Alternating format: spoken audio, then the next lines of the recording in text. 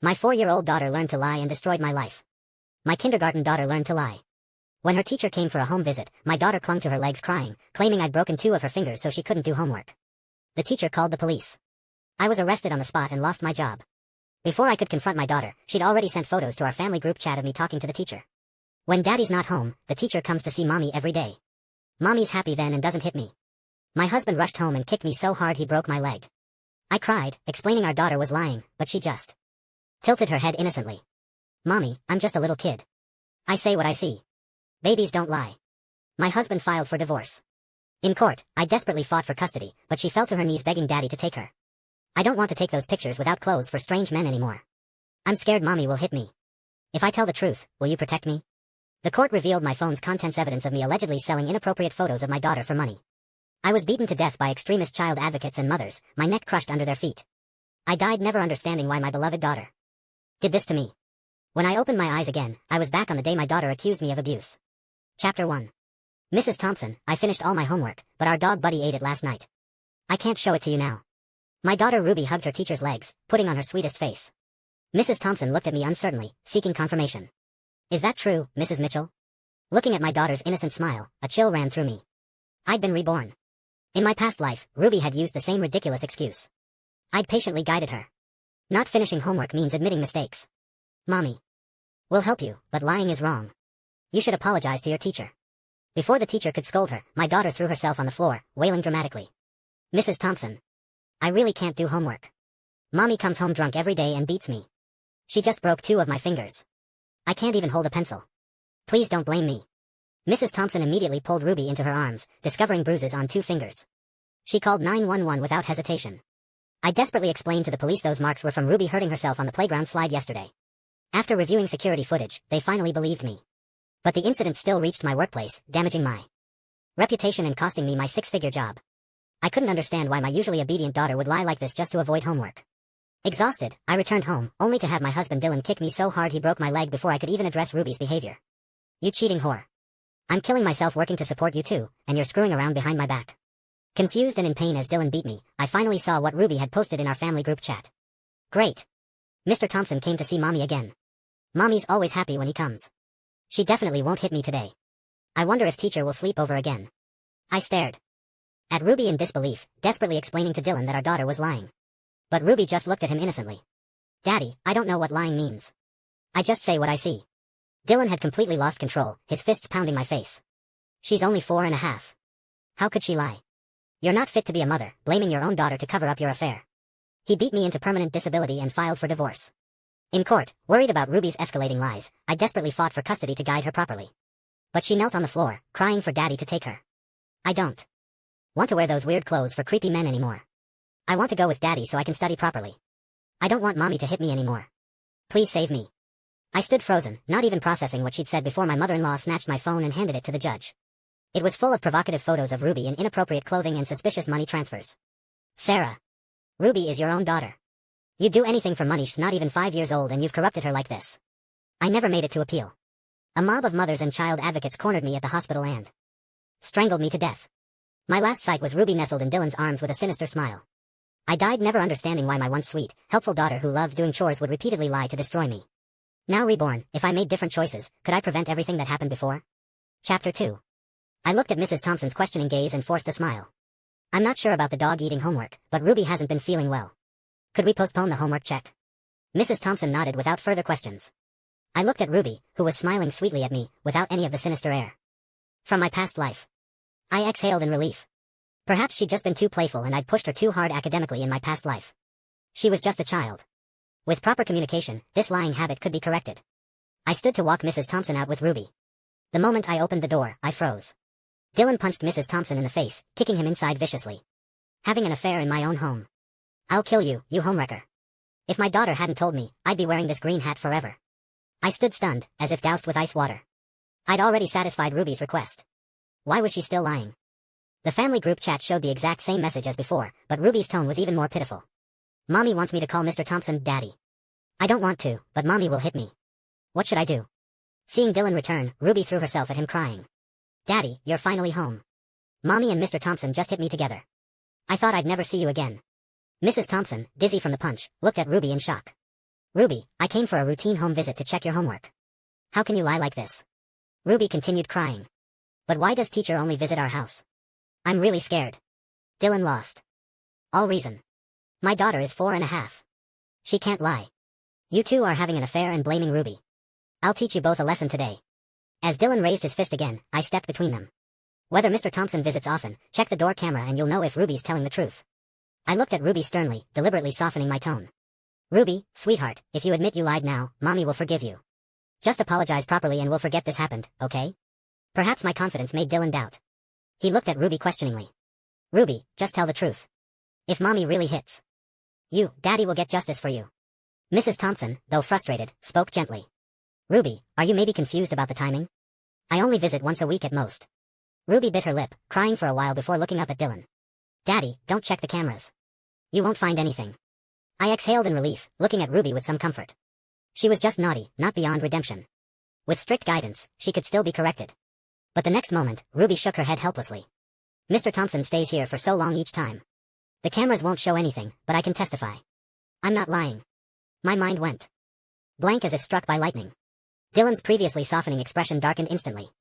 So you two tried to threaten my daughter into lying? What kind of mother are you? How much has Ruby suffered because of you? Dylan went to the storage room for his golf club to teach us a lesson. Ruby trembled beside him. Mommy often hits my head with that. It hurts so much. She almost kills me every time. I stared at the dust-covered club, clearly unused for ages. But Dylan had lost all ability to think, swinging at Mrs. Thompson and me. Just as my skull was about to be cracked open, I grabbed a chair to block it, screaming desperately. Stop. I have a witness to prove Ruby is lying. Chapter 3. Dylan's hand shook violently holding the club, but he didn't swing again. I work 9 to 5 every day. Your mother downstairs sees me coming and going. If you don't believe me, you can't disbelieve your own mother, right? Ask her if I've ever hit Ruby. Dylan's face remained dark but he nodded in agreement.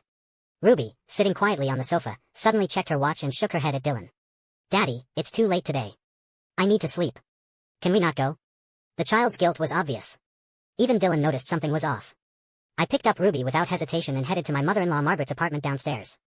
Years ago, to better care for her, we'd bought her a unit on the first floor, fortunate now to have a witness willing to tell the truth. Today I would correct my daughter's lying habit no matter what. I couldn't let it continue like before. I knocked on Margaret's door without hesitation. Mom, your son says I'm cheating and beating Ruby daily. Please set the record straight. Margaret had been wonderful to me over the years, helping with laundry, cooking, and childcare. I treated her like my own mother. I didn't need her to embellish, just tell the truth to prove Ruby was lying.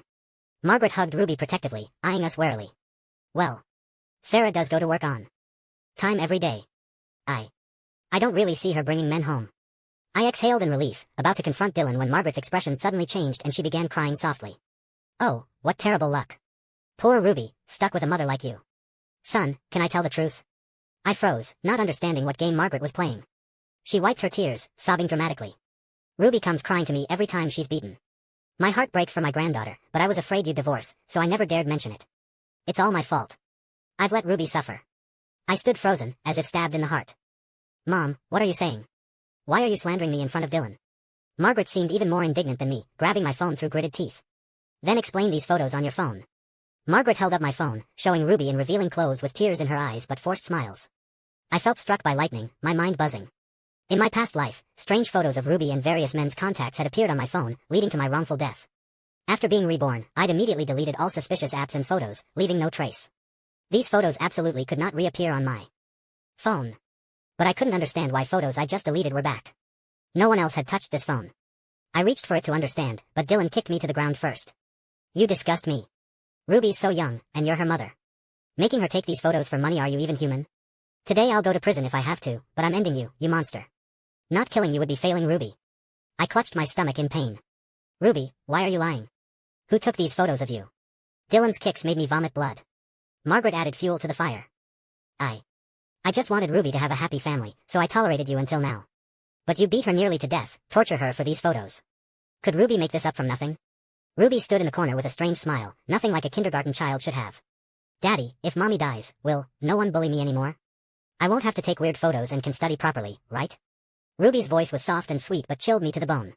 Dylan, enraged, eyed an iron stool on the floor with numb cruelty in his gaze.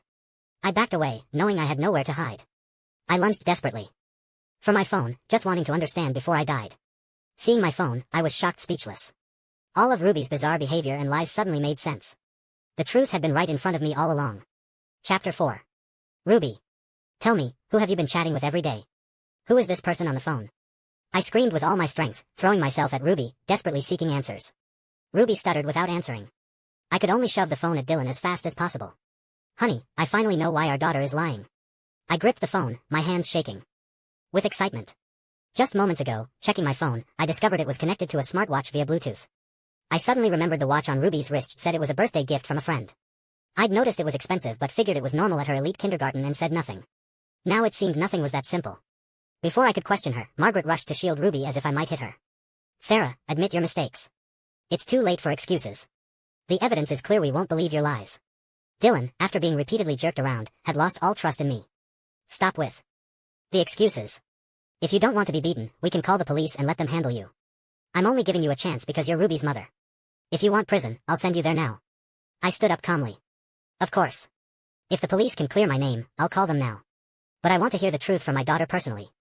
I bent down, gently stroking Ruby's head. Ruby, who gave you this watch? Who were you secretly messaging? Why didn't you tell Mommy? Did the person on the phone tell you not to? Ruby just cried, hiding in Margaret's arms. Margaret, protective of her granddaughter, slapped my hand away. I know what kind of child Ruby is. She couldn't lie. Stop pressuring her. This is your fault. Just apologize to Dylan, promise not to hit Ruby or take those explicit photos anymore, and let this go. Ruby's young. She can't have a mother with a criminal record. Can't you think of your child for once? I was losing patience, my face stern. Ruby Mitchell, come out of your grandmother's arms right now, or I'm cutting off all your allowance starting today. I mean it. I rarely used Ruby's full name. When I did, it meant she'd really angered me. She knew the consequences of angering me and didn't dare delay, slowly emerging with tears. Margaret's anger flared again. So this is how you bully Ruby when I'm not around? Look how scared she is, trembling all over. Apologize to Ruby right now. I tapped Ruby's forehead, my tone colder. Tell the truth. Who's on the other end of the phone? Why are you framing Mommy? What did they promise you? Ruby was still a child after all. A few stern words had her trembling as she spoke. The watch was from a man. He said it was valuable, but I just had to send him 2 selfies. He gives me pocket money. The more I do what he says, the more he gives. Mommy. I really don't know what I did wrong. Please forgive me. Ruby didn't mean to. Ruby's face was red from crying, looking pitiful. I hated myself for not paying more attention, for not noticing my daughter was in contact with such a disgusting person. But at least Ruby finally told the truth. There was still hope.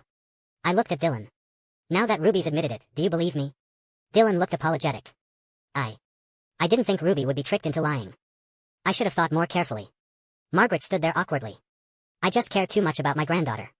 I believe whatever she says. Good thing this didn't escalate. How about we go to the police tomorrow and tell them everything? Let them find who's been contacting Ruby. I frowned, thinking for a moment before taking the watch off Ruby's wrist and nodding. Let's not alert them today. Tomorrow we must get to the bottom of this. Chapter 5. After Dylan and I understood the situation, we immediately apologized to Mrs. Thompson. Mrs. Thompson promised to watch Ruby closely at school to prevent this from happening again. Ruby complained about being tired and stayed at Margaret's. Everything seemed to be improving, but I felt inexplicably uneasy, as if it was all too smooth, like someone had orchestrated it. To prevent complications, I took Ruby to the police station first thing the next morning.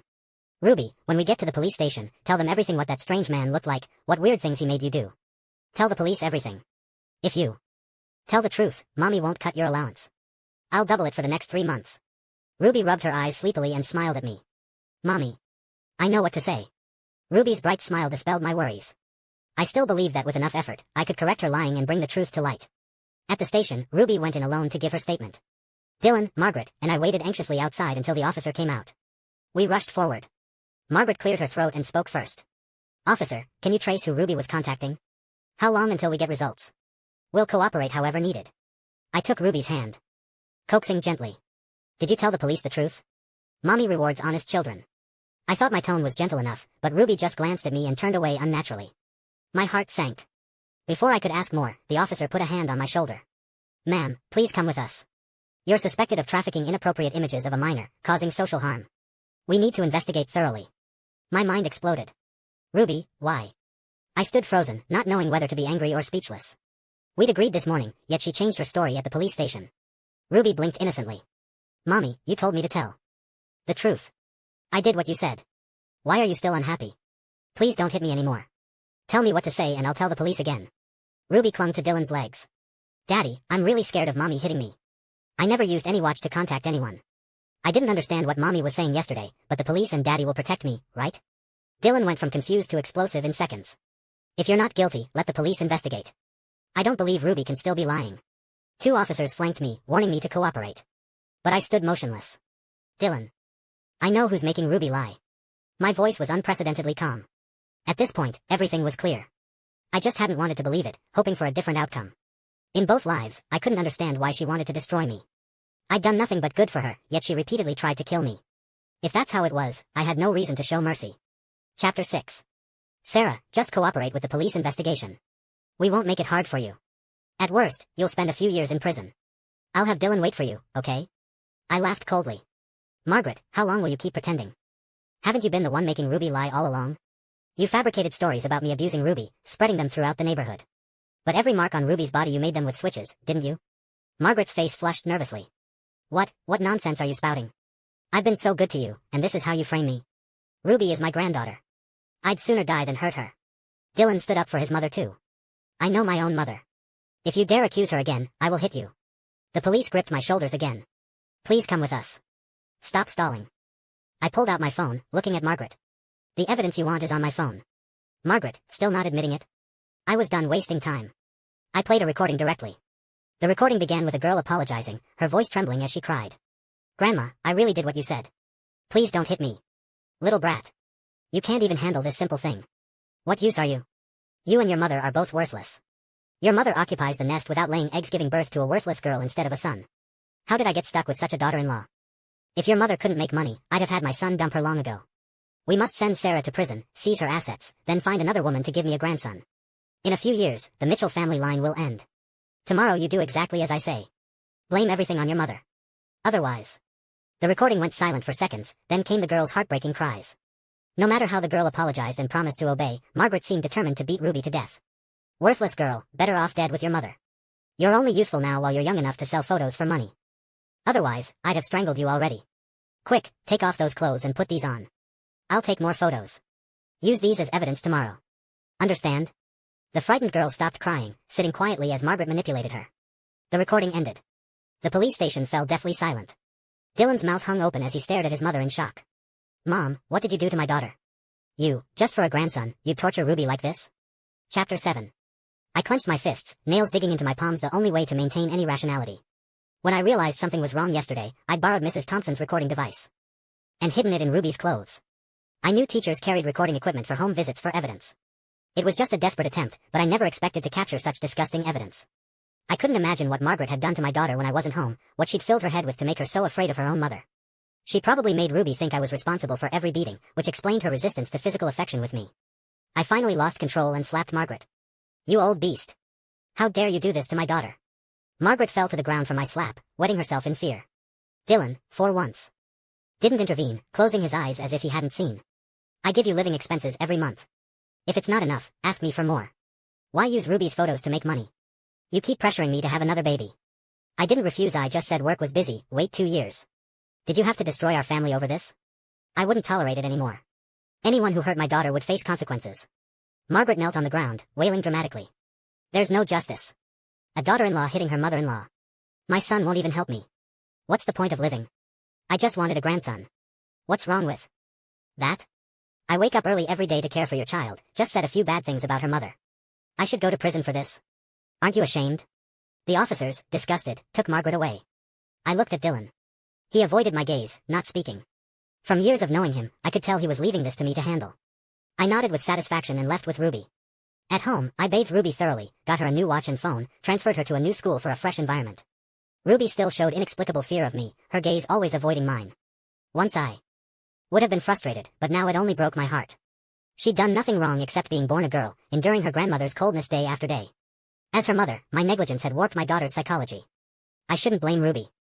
I should reflect on myself first. From then on, I gradually reduced my work hours to spend more time with Ruby. I took her to the amusement park she'd always dreamed of, let her see her grandmother being sentenced, teaching her that liars go to prison like grandma. Ruby became more cheerful. Dylan, feeling guilty about the incident, became more considerate in daily life. With my continuous effort, Ruby corrected her lying habit. Years later, she became the police officer I'd hoped for, though I gave her freedom to grow as she chose. As long as my daughter was healthy and happy, I would always be proud as her mother. The end.